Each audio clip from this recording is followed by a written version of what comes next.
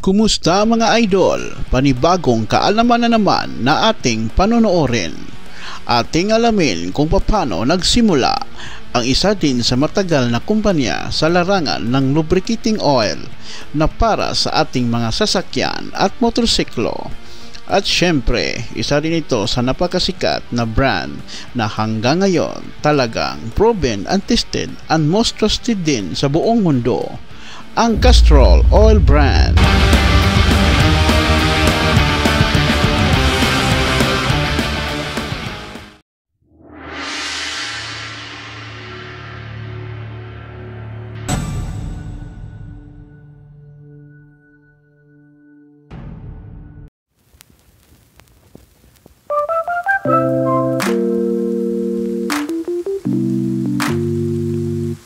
Castrol Limited, isang British oil company at isa rin sa matandang kumpanya na gumagawa ng mga automotive lubricant at grasa.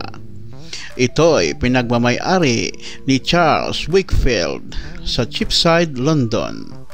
Nag-umpisa ang kumpanya noon pang 1889 at ang unang pangalan nila noon ay C.C. Wakefield at ang pangalang Castrol ay ginagamit lang pala nila bilang isang brand name ng kanilang mga produkto.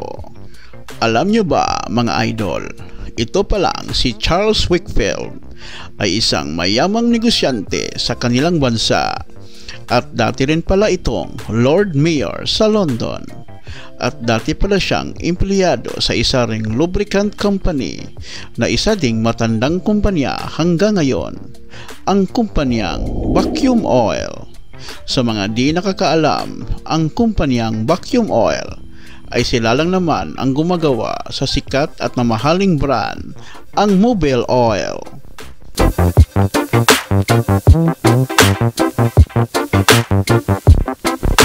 Sa panahong iyon, 8 empleyado pala ang nag-resign sa kumpanyang Vacuum at sumama kay Wakefield para sa kanyang itinayong kumpanya.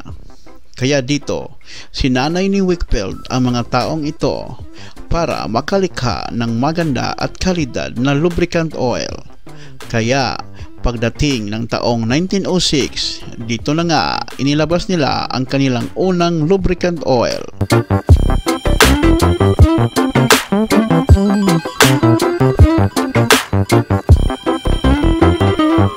Pumatok naman talaga at tinangkilik ng mga tao ang produkto ni Charles Wakefield dahil nga sa magandang kalidad ng kaniyang produkto at napansin pa nga niya na mas popular pa ang pangalan ng kanilang brand name na Castrol kaysa kanilang kumpanya. Kaya ito'y pinalitan at naging Castrol Company na nga from 1889 hanggang 1960. Alam nyo ba mga idol, ang pangalang Castrol ay nakuha pala ang idea sa castor oil. Isa itong vegetable oil at galing talaga sa isang castor beans. Kaya nga, mula 1960 ay pinalitan na naman nila ang pangalan ng kumpanya at naging Castrol Limited. Pagdating sa taong 1966 ay binili ang kumpanya sa Burma Oil, isa ring British oil company, at dito ay naging Burma Castrol na nga ang pangalan ng kanilang kumpanya. Pero pagdating naman sa taong 2000 ay binili naman ito sa isang London-based oil company, ang BP Amoco PLC. Pero di naman nila pinalitan ang Castrol brand hanggang ngayon. Sa ngayon mga idol, meron na silang 18,000 empleyado sa buong mundo at 55 production plant sa mga pinili nilang mga bansa na nag-ooperate hanggang ngayon. Malaking kumpanya din pala itong Castrol Oil Company. Galing talaga.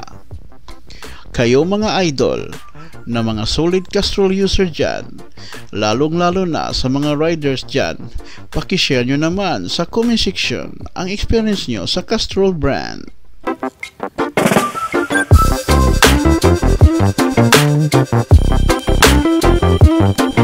Ano mga idol, nagustuhan nyo ba ang video natin ngayon? Kung nagustuhan mo ang video na ito, paki-like naman bilang suporta. At laking tulong din ang pag-share mo sa video ito para mas marami pang makakaalam sa channel na ito. At last na lang, pakipindot naman ang subscribe button at notification bell para updated ka sa mga bago ko pang mga video. Aasahan ko ang suporta nyo mga idol. Maraming salamat, hanggang sa muli.